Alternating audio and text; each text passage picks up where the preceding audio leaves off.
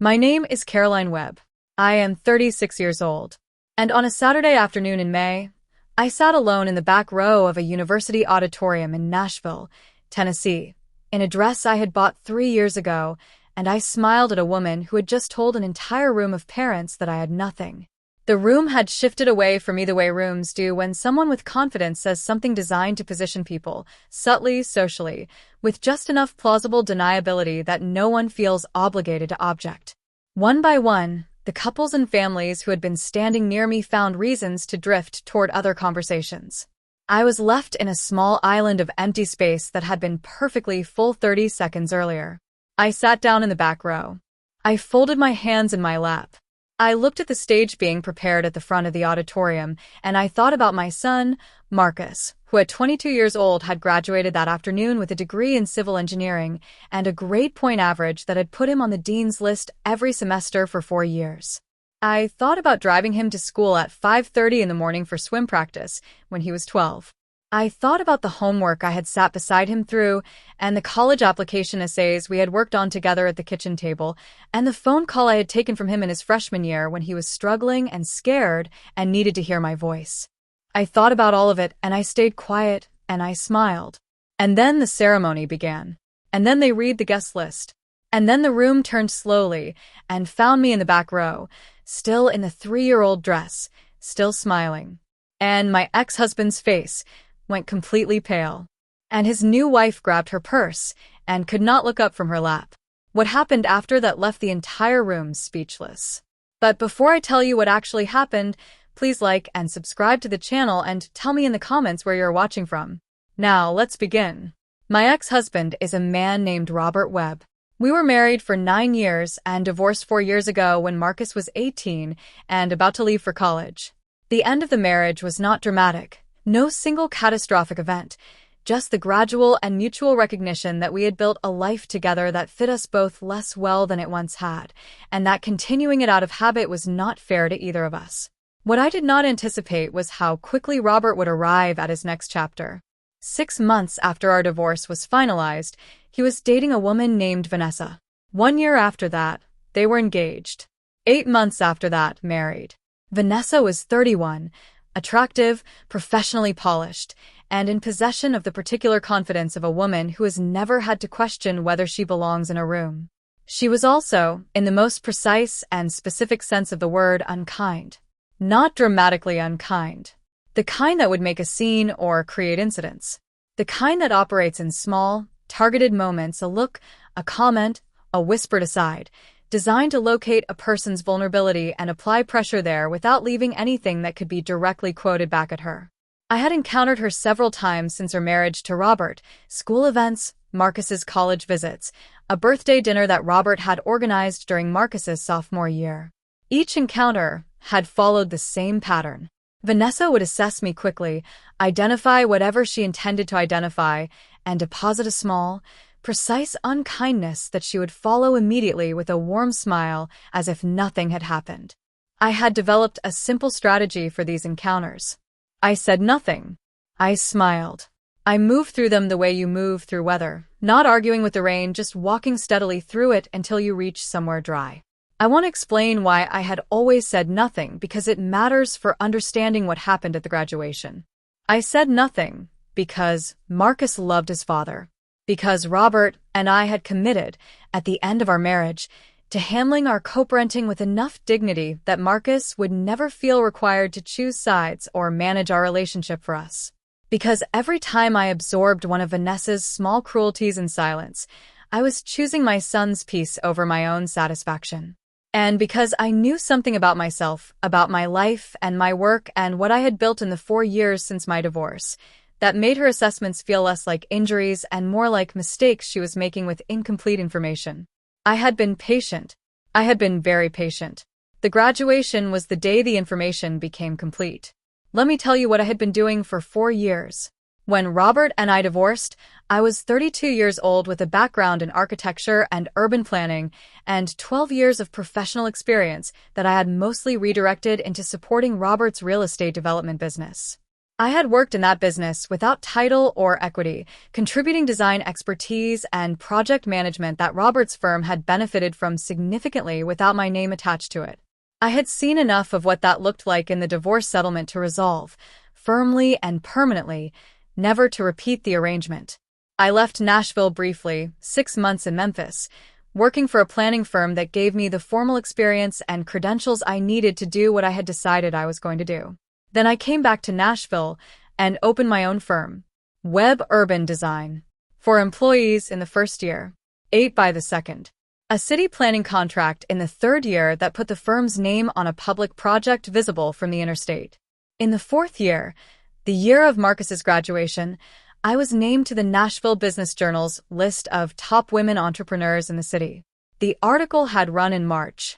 It included a photograph and a description of the firm's work and a quote from the city's director of planning who said, in print, that Webb Urban Design had become one of the most important voices in Nashville's development conversation. Vanessa had apparently not read the Nashville Business Journal. I want to be clear that I had not orchestrated what happened at the graduation. The guest list was the university's doing, specifically the doing of the engineering school's development office, which invites significant donors to graduation ceremonies and acknowledges them publicly as a matter of standard practice. I had made a donation to the engineering school's scholarship fund at the end of Marcus's freshman year, when I had the means to do it, because I believed in what the fund did, and because I had received scholarships myself that had mattered enormously to me, and I wanted to return that. I had made additional donations in each subsequent year. The cumulative total, by Marcus's senior year, had reached an amount that placed me in the engineering school's highest donor category. I had not told Robert. I had not told Marcus. I wanted it to be genuinely unconditional, not something he felt obligated to acknowledge. I had not told anyone. The development office knew. The dean knew. The announcer at graduation knew. Vanessa did not know. She arrived with Robert about 20 minutes before the ceremony began.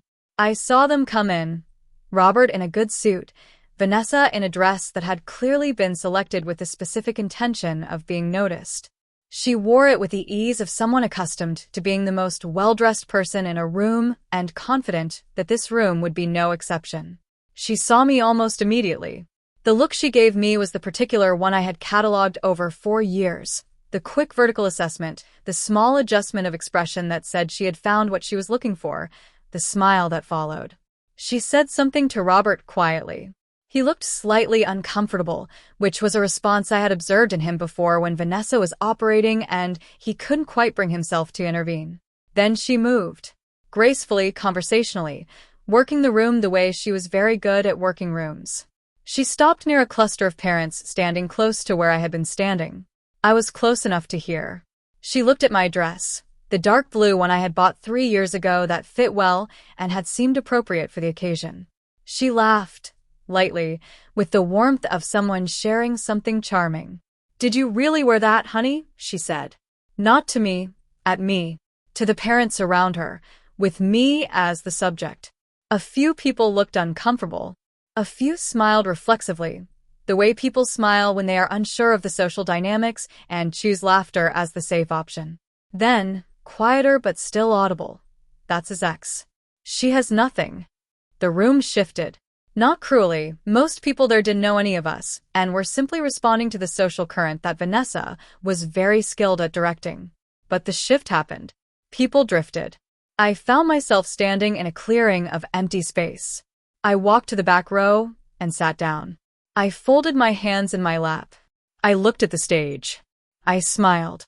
Marcus walked across that stage with the particular posture of a young man who has earned something and knows it. He shook the dean's hand. He received his diploma. He looked out at the auditorium and found my face in the back row and grinned. That grin that has been identical since he was 7 years old. And I felt something so full and complete in my chest that I had to press my lips together to keep it contained.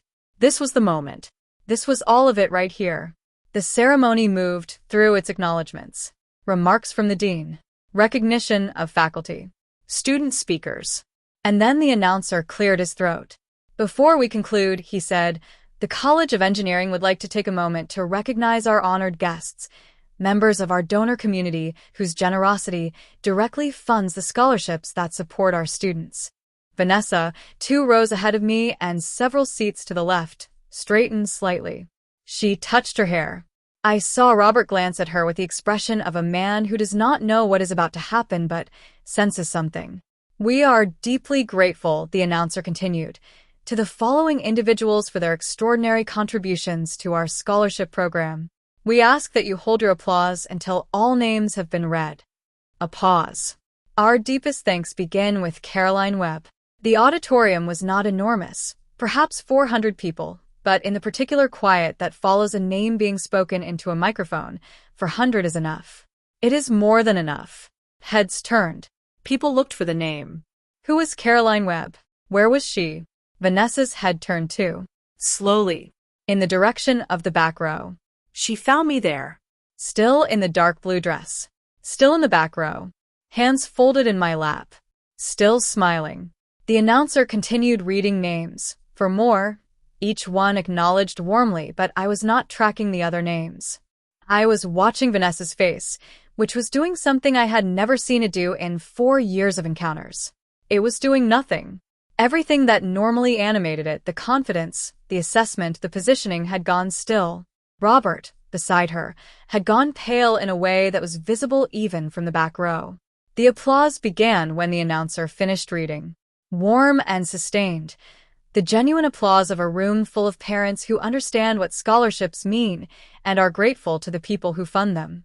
From the stage, Marcus was looking at the back row with an expression I had not seen coming. He had not known. His eyes were bright, and he was shaking his head slightly, not in disbelief, but in the way people shake their heads when something moves them and they are trying to hold it together in public. He mouthed something at me from the stage. I know him well enough to have read it clearly. "Thank you, Mom." There was a reception in the courtyard after the ceremony. Marcus found me within minutes, threw his arms around me with the full lack of self-consciousness of a young man who has temporarily forgotten that he is 22 and has a dignity to maintain. "You didn't tell me," he said into my shoulder. "It wasn't for telling," I said. He pulled back and looked at me. "How long?" "For years," I said. He shook his head again. Then he laughed.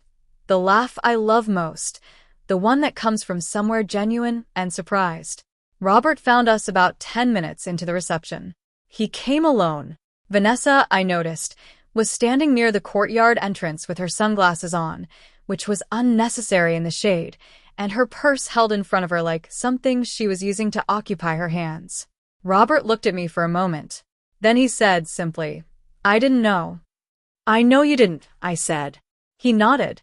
He seemed to be working toward something else and then deciding against it. He shook Marcus's hand and congratulated him and moved back toward Vanessa. I watched him go. Marcus appeared at my elbow. "What was that?" he asked.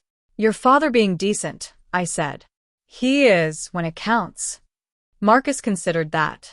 Then he said, "Vanessa looked like she was going to be sick." "That's not really our business," I said. He gave me the look he gives me when he knows I am being more generous than the situation strictly requires and has decided to respect it anyway.